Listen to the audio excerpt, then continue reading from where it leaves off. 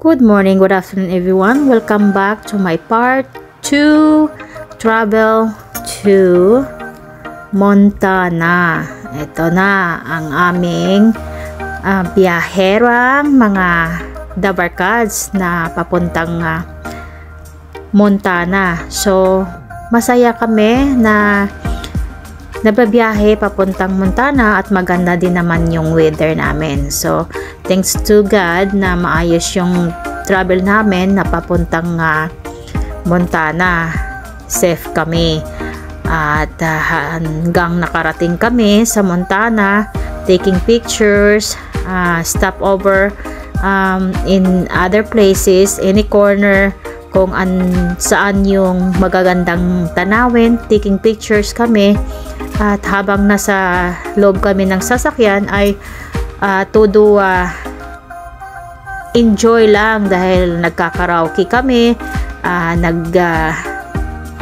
mayroong mga patawa na laging very enjoy kami habang nagdadrive papuntang Montana. So at makikita nyo itong mga tanawin which is it's just like also in Alberta, right? So yan, nasa loob kami ng sasakyan, having listening some music, then nakikinig ng mga jokes, and then kantahan. Yun lang ang ginagawa namin while traveling to Montana. So hinto kami sa ibang mga good scenery para mag pictures. So at this moment pupunta kami sa Whitefish Hot Spring na napakaganda talaga ang hot spring dahil natural siya, sulfur. So maganda salubsob, diba? At mag bath, soaking bath kasi para healthy daw yun, para maganda ang result ng I don't know how to see it, but it's good for our body na magsusuk doon sa sulfur na hot spring. Ayun, so nung nakarating na kami doon sa sulfur, nagsuking kami ng almost 45 minutes or an hour, you'll see.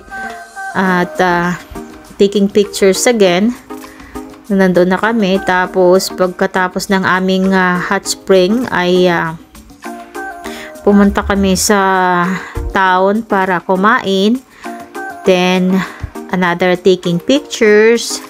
Kasi di ba mga tourist nga kami, di ba? So mas marami yung pictures namin. Stop over. Ayun. So sinulit namin yung buong araw namin doon sa Montana. Tapos umalis kami doon bandang siguro alas 6 ng hapon. Balik kami. Ngayon, pagkatapos namin kumain doon sa China Wall Restaurant. At nagpipicturan pa kami doon sa Maple Leaf. Kumbaga full picture taking, pictorial namin ng 6 kami. So it takes turn para mayroon kami mga souvenirs sa Maple Leaf. Kasi maganda yung scenery, ang kulay. Mayroon pang pula, green, diba? Tapos yellow and brown, diba? Maganda ang mga combination ng kulay. So nandito na kami sa Eureka. Nag-stop over kami para mag-picture taking. Tapos saglit lang kami dito kasi medyo excited kami sa hot spring habang hinahanap namin yung hot spring. Pero hindi naman kami nagpapanik compare doon sa water tune, kasi sa water tune wala kaming signal. At kahit anong satellite mo or network mo, walang signal. So dito naman sa Montana, tinurn off ko yung data ko kasi roaming na siya kasi nasa part na kami ng US. So magbabayad kami ng extra charges sa aming plan kung bubuksan namin yung phone ko. So it's around $12 US yun, ha. So ayoko magbayad ng extra US, 'di ba? Ano din yun pag i-convert mo ng Canadian, it's all about 20 something, 'di ba? So either na nakakatipid ako ng $20 something, 'di ba? So tinurn off ko lang at si Ate Donna na kasi may may cellphone siyang, may SIM card siya na US. So US ang ginamit niya. Siya lang ang may access ng network. Wala kami. Talagang naka-air mode kaming lahat kasi ayaw namin magbayad ng extra. Ayun. So, yun lang. At saka, yung lang ang pagbalik namin ay talagang hindi mo masasabi na mayroon mga trahedya. Ay 10 minutes away po ng aming hotel. Nasa Alberta na kami.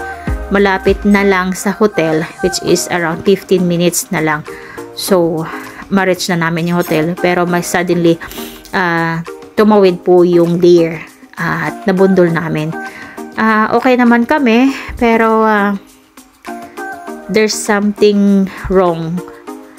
At nasira yung kotse namin na nirentahan. At may mga damages talaga kasi nabundol namin yung deer.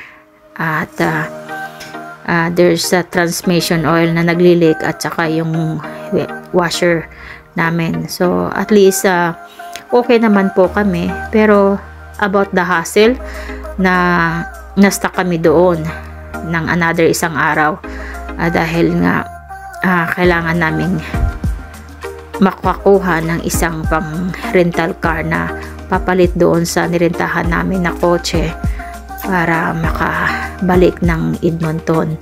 So buti na lang at nakatawag kami sa Lethbridge dahil yun lang ang pinaka nearest area na an hour away from kung saan kami. So yun, nagpa-pick up kami ng van na taxi para lahat kami ay makuha. So sa awa ng Diyos, within an hour dumating yung taxi, sakay kami, dala yung mga gamit namin at nagpahatid sa rental car at doon naman ay nakapagpalit kami ng truck na kasya kaming 6. So yun nun, 'di ba? So nung nandoon na kami sa Lethbridge, siyempre nagugutom naman kami. Duman muna kami pagkatapos namin doon sa rental car na nakuha na namin yung sasakyan. Nag-drove kami sa restaurant para kumain. Late na nga yung lunch namin. I imagine 3 o'clock na in the afternoon. Dahil yung taxi ay dumating is 1 o'clock. So nag-extend kami ng another 2 hours sa hotel. Pero buti na lang at libre na yung extended namin doon sa hotel dahil siyempre compensation dahil nga na-accident kami sa daan. At inaantay din namin yung taxi na dumating. So yun, pagkatapos namin kumain sa Rocky's Restaurant, duman muna kami ng church para magpasalamat sa lahat ng pangyayari na kahit ano man ang pangyayari o nangyari sa amin, we are still thankful na ayos kami at nakauwi ng kahit hindi pa kami nakauwi, pero maayos naman kami sa aksidenteng yun. So sa awa ng Diyos, pagkatapos namin ng church, nagdasal kami bago umalis, na bigyan ulit kami ng sheltered habang nagbabiyahe. Protektahan ulit kami para magbiyahe papuntang Edmonton.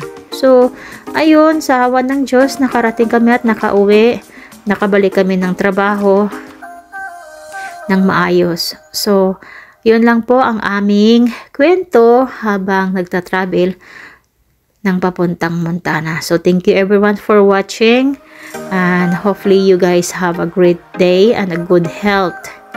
And always pray, dahil si Lord lang po talaga ang makapangyarihan at makapagsubaybay sa atin at maprotektuhan, protected for everything, and forgive us for our sin.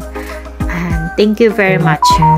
Have a good day everyone, and thank you for watching my vlog for today, and hope that you can share and subscribe. Thank you. Bye everyone. Enjoy the rest of your day.